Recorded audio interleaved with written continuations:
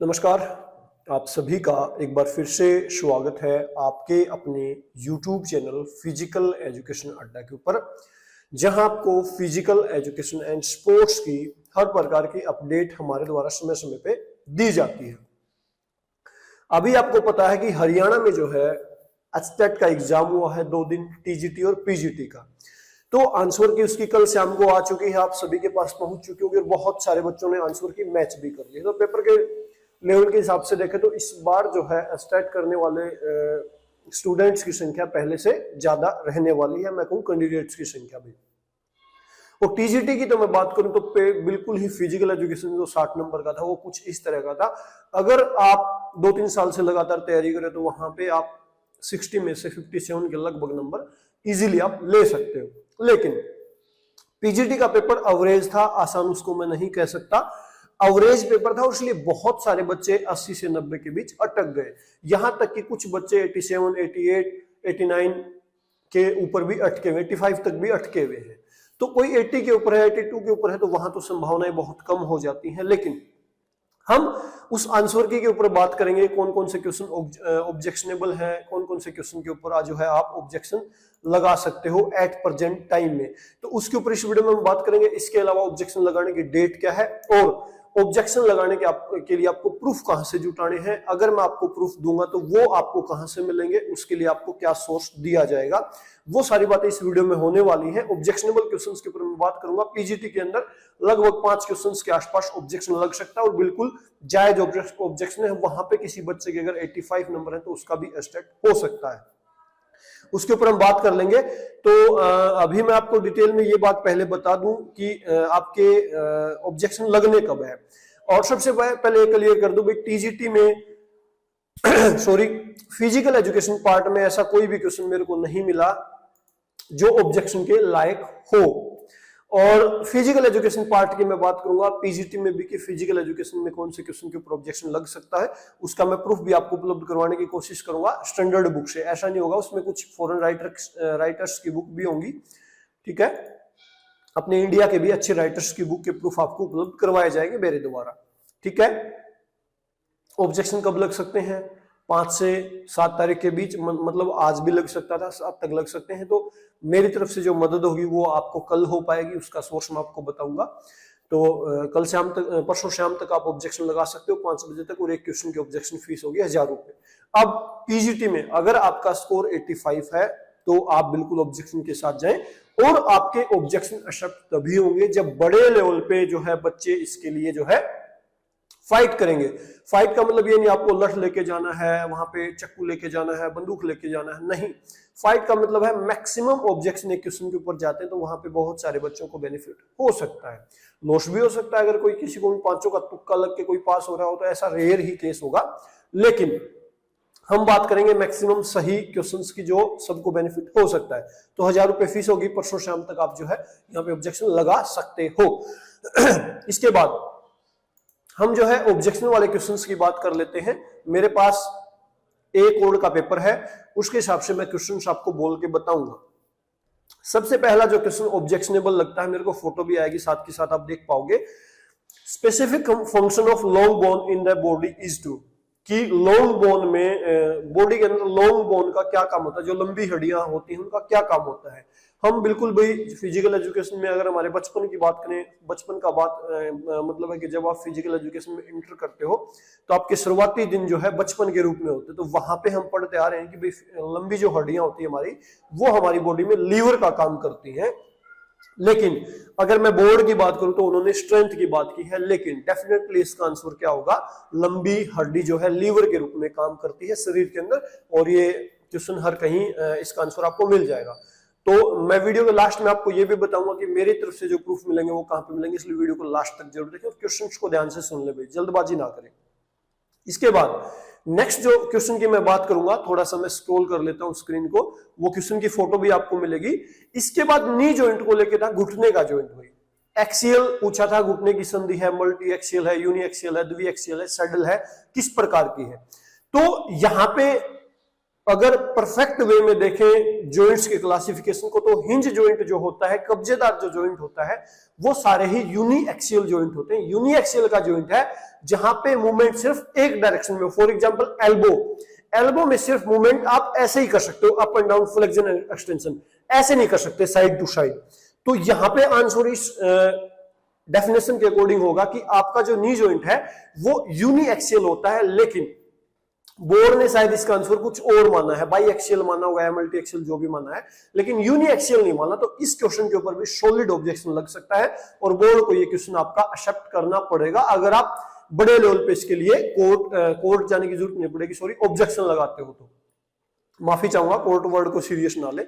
इसके बाद next question है भाई ए सेट में 112 नंबर की, कौन सा फिटनेस का component health related physical fitness का नहीं है। तो ये भी बहुत ही ज्यादा डायरेक्ट क्वेश्चन था और इसका आंसर बनता है बैलेंस, लेकिन बोर्ड ने इसका आंसर माना है बॉडी कॉम्पोजिशन। बॉडी कॉम्पोजिशन और आपका कार्डियो रेस्पिरेटरी एंड्योरेंस, फ्लेक्सिबिलिटी, ये सारे जो है क्या होते हैं आपके हेल्थ रिलेटेड फिजिकल फिटनेस के कंपोनेंट होते हैं, लेकिन बैलेंस जो होता है वो स्किल रिलेटेड फिजिकल फिटनेस का कंपोनेंट होता है। तो इस क्वेश्चन के ऊपर भी डायरेक्ट सॉलिड ऑब्जेक्शन आपका लग सकता है भाई। इसके बाद next question 115 number, mass physical activity class are better organised by use of. तो इन्होंने इसका आंसर माना कि भाई शारीरिक गतिविधि कक्षाएं बेहतर ढंग से एक बड़े लेवल के ऊपर जो है आयोजित हो सकती हैं, तो इन्होंने इसका answer group directed practice method माना है। लेकिन अगर मास फिजिकल एक्टिविटी की बात होगी तो वहां पे कमांड मेथड आप यूज कर सकते हो। मेरे अकॉर्डिंग इसके ऊपर भी ऑब्जेक्शन लग सकता है, अगर आपके पास इसका प्रूफ हो तो। मेरे पास होगा तो जरूर आपको प्रोवाइड करवाऊंगा, या फिर डेमोन्स्ट्रेशन मेथड का कोई आपके पास प्रूफ हो तो भी ऑब्जेक्शन लग सकता है। लेकिन मास फिजिकल एक्टिविटी का मतलब है जब बड़े लेवल के ऊपर हम कोई एक्टिविटी शामिल कर रहे हैं या उसके अंदर बच्चे बहुत ज्यादा, तो वहां पे कमांड मेथड यूज होता है। लेकिन हिंदी में इसका मतलब है शारीरिक संचार गतिविधियां कक्षा किसके उपयोग द्वारा बेहतर, तो डेमोन्स्ट्रेशन मेथड इसका आंसर हो सकता है। लेकिन ग्रुप डायरेक्टेड प्रैक्टिस मेथड मेरे ख्याल से जब आप टीचिंग की बात करोगे तो वहां पे कक्षा की बात करोगे तो ग्रुप डिस्कशन मेथड वहां पे ठीक नहीं रहेगा। तो 115 के ऊपर ऑब्जेक्शन आपका लग सकता है। 4 क्वेश्चन मैंने बता दिए। लास्ट क्वेश्चन जो ऑब्जेक्शनेबल है वो मैं आपको भी बता देता हूं।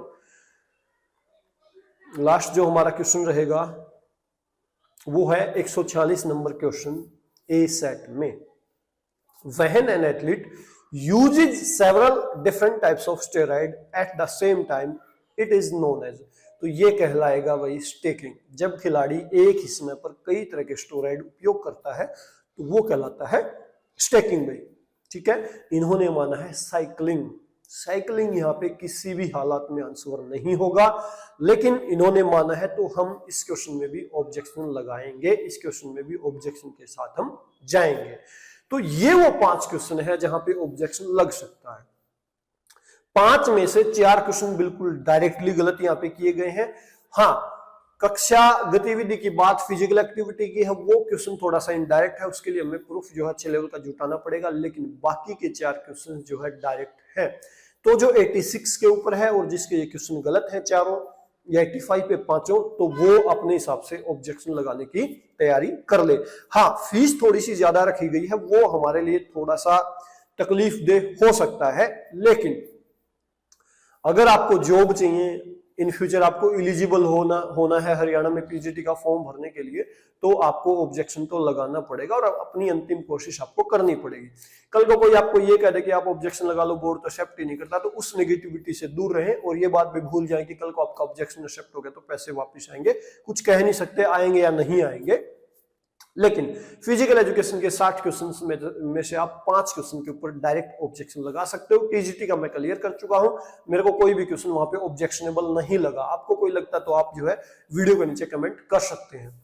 अब मेरे अकॉर्डिंग आप को जो है मैं ऑब्जेक्शनेबल जो चीज प्रोवाइड करवाऊंगा वो इंग्लिश राइटर की बुक होंगी, जिसके प्रूफ मैं आपको जो है उपलब्ध करवाने वाला हूं। उसके लिए आपको वीडियो के डिस्क्रिप्शन में फिजिकल एजुकेशन अड्डा टेलीग्राम चैनल का लिंक मिलेगा, उसको आप फॉलो कर लीजिए। उस ग्रुप के अंदर कल आपको 5 की तो नहीं कह सकता, लेकिन 4 क्वेश्चंस के आंसर विद प्रूफ, बुक का ISBN number with detail, writer, सारी चीजों के साथ आपको 4 PDF मिल जाएंगी। मैं कोशिश ये भी करूंगा कि मास फिजिकल एक्टिविटी वाले का कोई ऑब्जेक्शन मेरे को मिल जाए सॉलिड, तो वो भी मैं आपको प्रोवाइड करूंगा, लेकिन मेरी प्रायोरिटी रहेगी 4 क्वेश्चंस को लेके। 5 क्वेश्चंस की राय मैंने आपको दे दी है, कोशिश करें आप लगाने की, लेकिन 4 क्वेश्चंस के ऊपर दब के लगाइए ऑब्जेक्शन। आपके 90 है तो भी लगाइए, 91 है तो भी लगाइए, और इस भ्रम में नहीं हमें रहना है कि मेरे तो 90 है और मैं क्यों ऑब्जेक्शन लगाऊं। कल का आपको कोई नंबर घट भी सकता है, किसी क्वेश्चन का आंसर चेंज भी हो सकता है। वो दूसरी बात है, इन चारों में से किसी का तुक्का लग के 90 हो रहे हैं तो कल को इनके आंसर चेंज होंगे तो पक्का ही आपके रिजल्ट के ऊपर इफेक्ट इसका पड़ना है, ये नेगेटिव पॉइंट भी है। लेकिन हम ठीक ठाक अगर बात करें तो ओवरऑल यही है, हमें ठीक चीज के पीछे जो है जाना पड़ेगा हर हाल में। तो मेरे अकॉर्डिंग भाई मैंने आपको बता दिया 5 क्वेश्चंस, और इन पांचों के ऑब्जेक्शन के लिए आपको प्रूफ कहाँ मिलेंगे, वीडियो के डिस्क्रिप्शन में टेलीग्राम चैनल का लिंक है, उसको आप फॉलो कर लीजिए, या आप डायरेक्टली टेलीग्राम के ऊपर सर्च कीजिए फिजिकल एजुकेशन अड्डा, आपको वहां पे टेलीग्राम चैनल का लिंक मिल जाएगा, उसको फॉलो करना बिल्कुल ना भूलें। कल आपको दिन में या शाम को 5 बजे तक ये ऑब्जेक्शन जो है मिलने वाले हैं। तो ये थी इस वीडियो की डिटेल, मेरे को जो ऑब्जेक्शनेबल क्वेश्चन लगे वो मैंने आपको बता दिए। आंसर की जो है आप सभी के पास पहुंच चुकी होगी, आपने मैच भी कर ली होगी। वीडियो के डिस्क्रिप्शन में आप ये भी बता सकते हो आपके मार्क्स कितने बन रहे हैं 150 में से।